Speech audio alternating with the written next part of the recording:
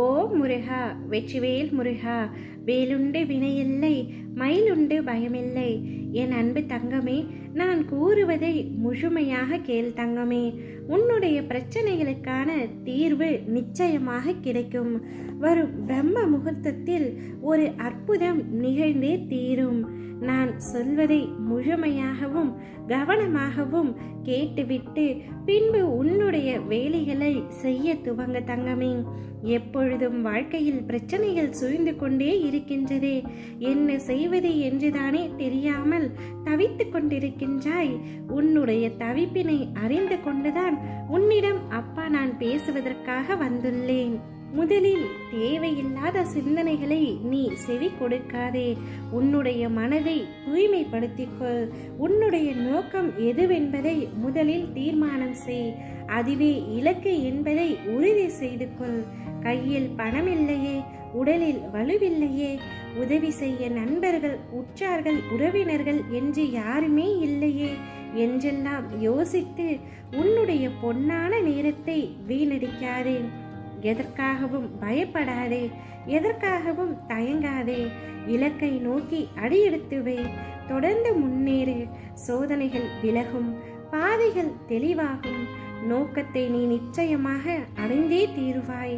அதை யாராலும் தடுக்கவே முடியாது. உன்னுடைய தேடலும் கவனமும் நல்லதை நோக்கியே இருக்கட்டும். ஏனெனில் நீ எதை தேடுகின்றாயோ, எதில் அதிக கவனம் செலுத்துகின்றாயோ அதைத்தான் நீ கண்டடைய முடியும். ஒவ்வொரு நாளும் முயற்சியை விதைத்து கொண்டே இரு. முடிந்துவிட்டதே என பலர் நினைக்கையில் அந்த இடத்திலேயே மீண்டும் உதயமாவதும் வெற்றியின் சிறந்த தொடக்கம்தான். தேடி அலைந்து கொண்டே இரு. வேண்டியது கிடைக்கும் வரை. அது உன் அருகில் இருந்தால் அதிர்ஷ்டம், தூரத்தில் இருந்தால் நம்பிக்கை, கிடைக்காமல் போனாலோ அனுபவம். அவ்வளவுதான் வாழ்க்கை என்ற நிலைக்கு நீ முதலில் வா. துன்பம், துயரம் அனைத்தும் பொதுவானதுதான். ஆனால் கையாளும் விதம் வெவ்வேறானது. சிலர் தடுமாறி சோர்ந்து முயலாமல் முடங்கி விடலாம். சிலர் விடாமல் முயன்று சாதித்து தடம் பதித்திடலாம். நாம் முயற்சி செய்வதும் சாதிப்பதிலும் தான் நம்முடைய வெற்றி உள்ளது. சாதிக்க வேண்டும் என்றால் அடுத்தவர் மீது முதலில் நம்பிக்கை வைக்காதே. அது உன்னை அழ வைக்கும். உன் மீது நம்பிக்கை வை. அதுதான் உன்னை வாழ வைக்கும். அதேபோல் மாற்றான் விஷயத்தில் ஒரு நாளும் நீ தலையிடாதே. அவரவர்களின் விதி எப்படியோ அப்படிதான் அவருடைய வாழ்க்கை நடக்கும். நீ அதில் சென்று தலையிட்டு பின்பு உனக்குத்தான் கெட்ட பெயர். எல்லாம் போதும் தங்கமே. மற்றவர்கள் உன்னை அவமானப்படுத்தியதும் போதும், அதற்காக நீ அழுததும் போதும்.